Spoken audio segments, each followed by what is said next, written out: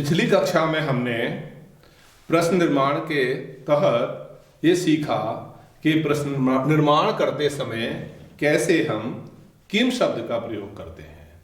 वो किम शब्द के बिना प्रश्न निर्माण संभव नहीं है, किंतु संस्कृत में कुछ ऐसे अव्यय अथवा ऐसे शब्द भी हैं जिनका हम प्रश्न निर्माण में प्रयोग कर सकते हैं। जैसे एक अव्यय है कुत्र।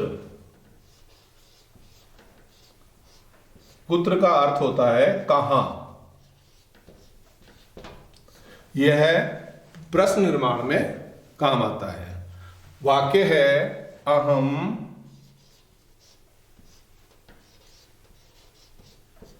जयपुर नगरे या जयपुरे वसामि। अब यहां पर जो रेखांकित किया हुआ शब्द है वो है जयपुरे। तो जब हमने किम शब्द का प्रयोग करते हुए प्रश्न निर्माण सीखा था तो हमने यह सीखा था कि जो भी रेखांकित पद है या स्थूल पद है उसमें कौन सी विभक्ति है, कौन सा लिंग है और कौन सा वचन है। उसके अनुसार अगर हम इसका प्रश्न निर्माण करें तो यहाँ पर जयपुरे में सप्तमी विभक्ति है। अब सप्तमी विभक्ति है, जयपुर नगर है, नपुंसक लिंग है, तो किम शब्द का नपुंसक लिंग सप्तमी विभक्ति एक वचन में रूप बन जाता है कस्मिन। अब इसका हम प्रश्न निर्माण ऐसे भी कर सकते हैं, अहम कस्मिन वसामि। प्रश्न निर्माण की दृष्टि से तो ये ठीक है, किंतु थोड़ा बोलने में कि मैं किस में रहता हूं थोड़ा अजीब सा लगता है। अगर हम यहाँ कस्मिन के स्थान पर कुत्र शब्द का प्रयोग करें और फिर प्रश्न बनाएं तो सुनने में भी अच्छा लगता है और इजी भी होता है। इसका कुत्र का जब हम प्रयोग करेंगे तो हो जाएगा अहम कुत्र वसामि। मैं कहाँ रहता हूं। अब चाहे तो हम किम शब्द का प्रयोग करके बना लें, चाहे हम कुत्र अव्यय का प्रयोग करके प्रश्न निर्माण करें, दोनों ही शुद्ध है। तो कुत्र का आसान क्यों पड़ेगा? जैसे दूसरा वाक्य है राम रामः अयोध्यायाम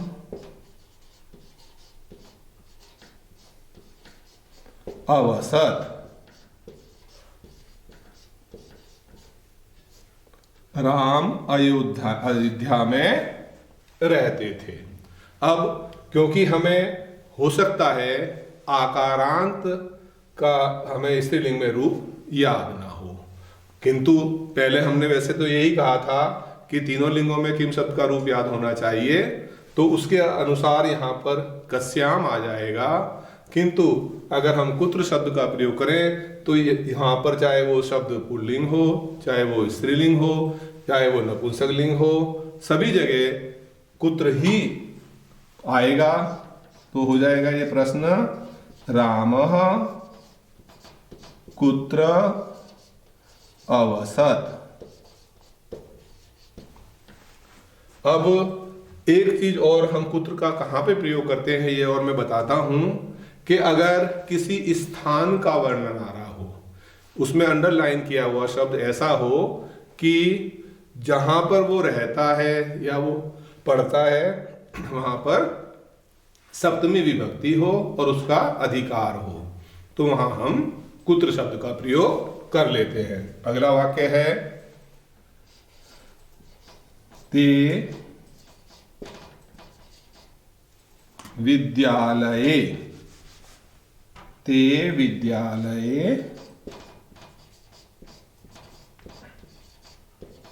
पठन्ति।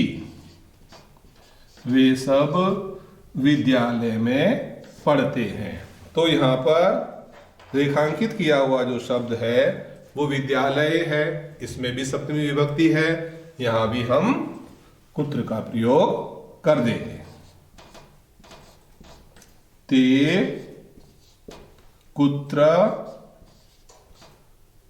पठन्ति, वे सब कहाँ पढ़ते हैं। इसी प्रकार दूसरा अव्यय है कति। अगर मान लीजिए कोई ऐसा वाक्य आ जाए जिसमें संख्या दी हुई हो, वहां पर हम कति का प्रयोग करते हैं। कति अव्यय का, कति का अर्थ होता है कितने। कति का अर्थ क्या हुआ? कितने। वाक्य है मम समीपे 10 पुस्तकानि सन्ति। मेरे पास 10 पुस्तकें हैं। अब यहां पर 10 जो है वो संख्या आ गई, तो जहां भी संख्या से युक्त कोई शब्द आता है उसके लिए हम कति का प्रयोग करते हैं। तो वाक्य प्रश्न हो जाएगा मम समीपे, छूट गया, मम समीपे, मम समीपे कति पुस्तकानि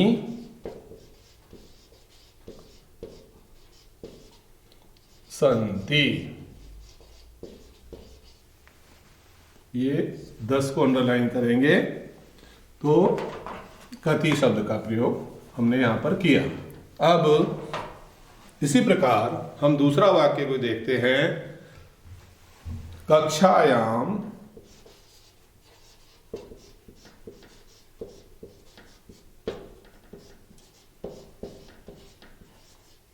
30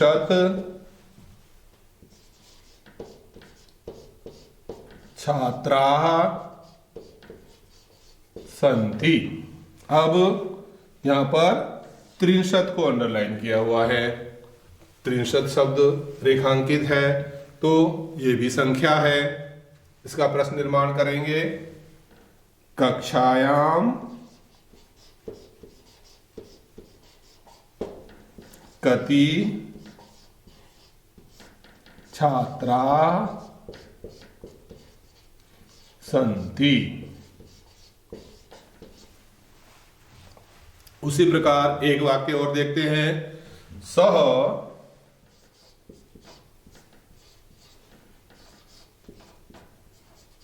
पंचवादने उत्तिष्ठति। वह 5 बजे उठता है। पंच को अंडरलाइन किया हुआ है। प्रश्न निर्माण जब हम करेंगे वही कति लगाना है। सह कति वादने उत्तिष्ठति।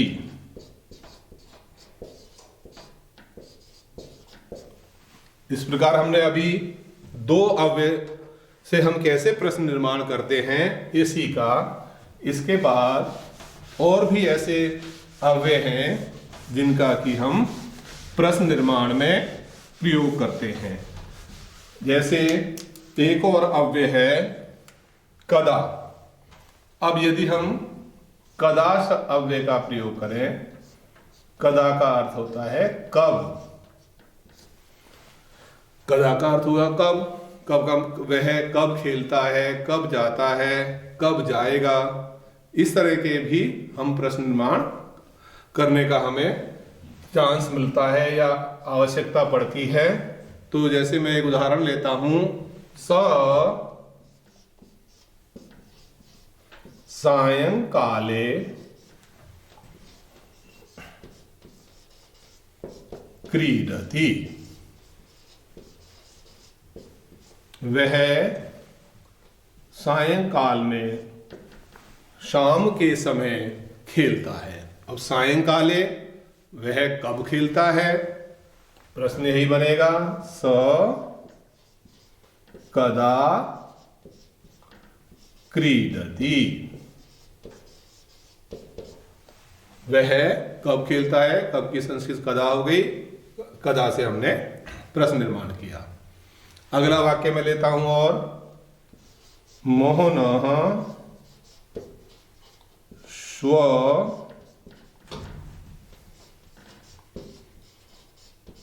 विद्यालयं गमिष्यति। मोहन कल विद्यालय जाएगा। तो स्व अंडरलाइन है, तो क्या बन जाएगा, कदा। मोहनः कदा विद्यालयं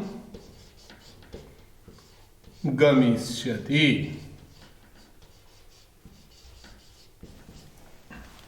एक और उदाहरण लेते हैं। अहम प्रातः काले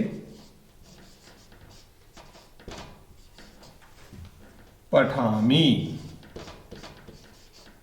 मैं प्रातः काल में पढ़ता हूं। अहम कदा पठामि, अहम कदा पठामि। या वाक्य मान लो होता वह प्रातः काल में पढ़ता है, तो हो जाता स कदा पठति।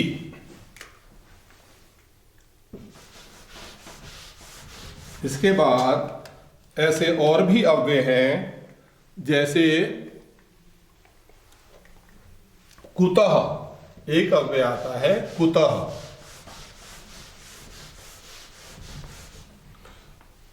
कुतः का अर्थ होता है कहां से। इस अव्यय का प्रश्न निर्माण में हम उस समय प्रयोग करते हैं जब कोई व्यक्ति या कोई वस्तु एक स्थान से अलग हो रही हो, किसी स्थान से अलग हो रही है, उस अर्थ में हम कुतः अव्यय का प्रयोग करते हैं उसका प्रश्न निर्माण करने में। जैसे वाक्य है देवदत्तः विद्यालयात्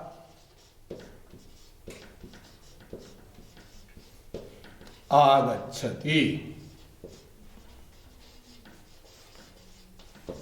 अब अंडरलाइन किया हुआ है विद्यालय, किसी स्थान से कोई अलग हो रहा है उस समय कुतः। प्रश्न हो जाएगा देवदत्तः कुतः आगच्छति। एक और उदाहरण लेता हूं। राम और मोहन, रामः मोहनः च दिल्लीतः अत्र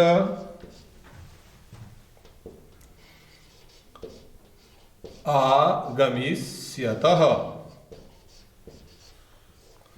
राम और मोहन दिल्ली से यहां आएंगे।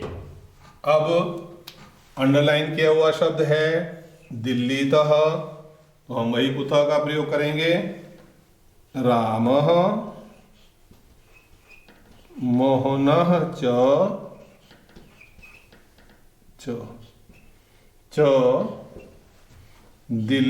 कुतः, दिल्लीतः के स्थान पे क्या हो जाएगा, कुतः अत्र आगमिष्यतः। एक उदाहरण और लेते हैं। वृक्षात् पत्राणि पतन्ति। वृक्षात् पत्राणि पतन्ति। पेड़ से पत्ते गिर रहे हैं या गिरते हैं। अंडरलाइन किया हुआ शब्द है वृक्षा। प्रश्न बन जाएगा कुतः पत्राणि पतन्ति। इस प्रकार आज हमने अभी सीखा कुत्र, कति, कदा और कुतः इन 4 अव्ययों का प्रयोग हम प्रश्न निर्माण में कैसे करते हैं, ये हमने सीखा। अभी कुछ और ऐसे शब्द और अव्यय हैं जिनको हम अगली कक्षा में सीखेंगे। धन्यवाद।